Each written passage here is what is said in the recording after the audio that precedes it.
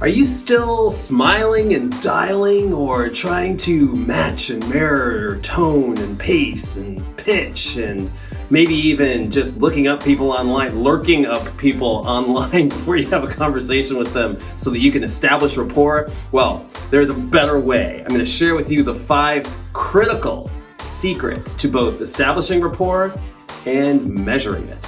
Let's go. Hey, it's Hilmon Sorey from ClozeLoop again, where we work with the fastest growing companies on the planet, B2B sales teams exclusively, to help them to generate revenue growth consistently and scale like a rocket ship. Today we're going to talk a little bit about establishing rapport. Now, I know there are tons of sales methodologies that talk about everything from matching and mirroring, pitch, pace, and tone, disproven, to lurking people online, find them on LinkedIn, figure out what school they went to. Hey, Jim, saw you went to University of XYZ. I know some people over there. How are those Badgers, right? None of this is actually creating rapport. I'm not saying don't do it. Probably doesn't hurt unless you're making a fool of yourself. But the idea is, how do you go about doing something with respect to establishing rapport that is consistent, that you can train a team how to do consistently, and that actually correlates to something, maybe leveraging science? Let's talk about that. First of all, what is rapport? When we work with large groups of sales teams and we say, so tell us what's rapport. Imagine that we're an alien and we've come down from who knows where, and we're just here bopping around Earth trying to figure out what is rapport. And you say, hey, if you're going to be a salesperson, one of the most important things you need to understand is how to establish rapport. What we typically hear is, well, it's a relationship. Oh, rapport takes a long time to build. Rapport is when you're in lockstep with somebody else. Rapport is when you like somebody else. Okay, maybe. The question is, though, how do you go about getting there? And people have all of these techniques that are a whole lot of work for a salesperson that actually require you to put a whole lot of personality into this endeavor to create rapport. And what we found out is that that doesn't always work. Not to mention, talk about an overwhelming amount of work for a salesperson to do on a daily basis to get the other person who has never heard of you before, who you happen to be cold calling or just visiting for some reason because they took a meeting on your calendar, to like you. Who wants to spend a career doing that?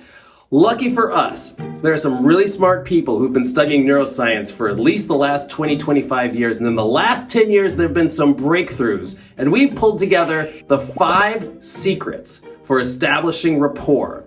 And we put them into a handy, easy to remember acronym called SCALE. Now, when I say scale, I don't mean scale like the scales of justice. I mean a scale like, I don't know, anybody you know on keto, measuring their food constantly, or maybe when you go to the doctor's office, that kind of scale. Because what we're trying to measure is how we go from being a threat to a prospect, someone they've never heard of, someone who they don't trust, someone who they know is probably going to try to separate them from their money, to someone who they actually trust and want to take advice from, which we call a trusted advisor. There are 5 drivers in human behavior and in human psychology that allow us to understand whether or not we're perceiving an interaction or perceiving communication or perceiving another human being as a threat or something we can trust.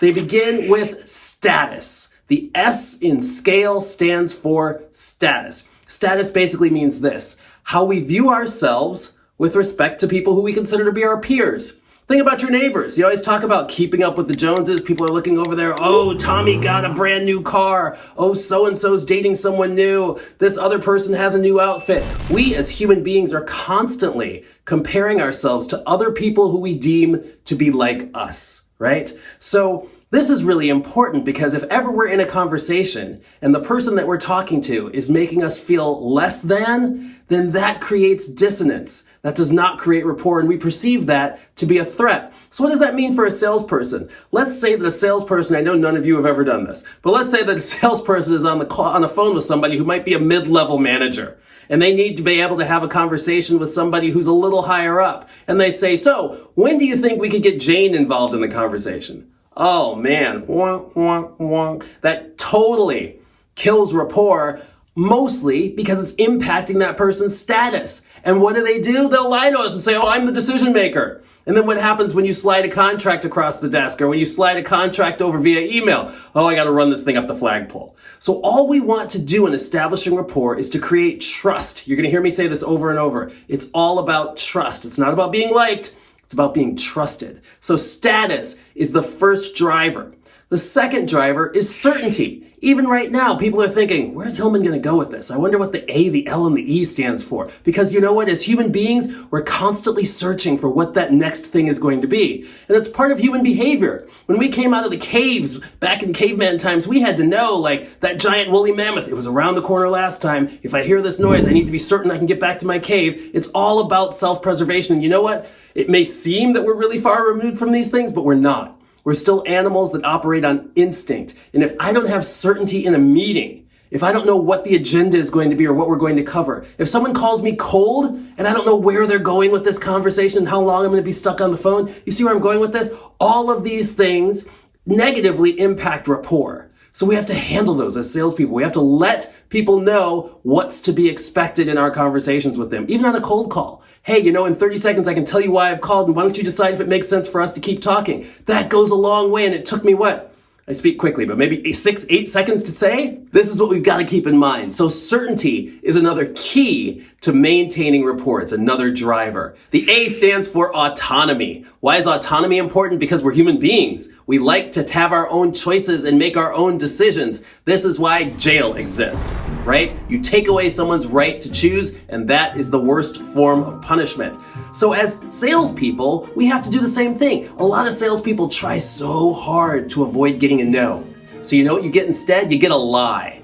Instead of saying to someone, at the end of this conversation, you can decide if it makes sense for us to keep talking. I want you to know that a no is okay and we can stay in touch. If it's a yes, this is what the next step would be, right? Now I've given somebody a choice. But instead, what salespeople say is, so at the end of the call, let's make a decision about our next meeting where we can bring in those other stakeholders and decide what we do with respect to a demo. No, you haven't given me a choice. So you know what's going to happen? At the end of the conversation, I'm going to go, yeah, that sounds great. Absolutely. Let's get them on the call. How about 5:30 on Friday? Yeah, someone's really going to show up for that meeting, right? So maintain autonomy. Don't be afraid of the no. Embrace the truth. All we want is the truth.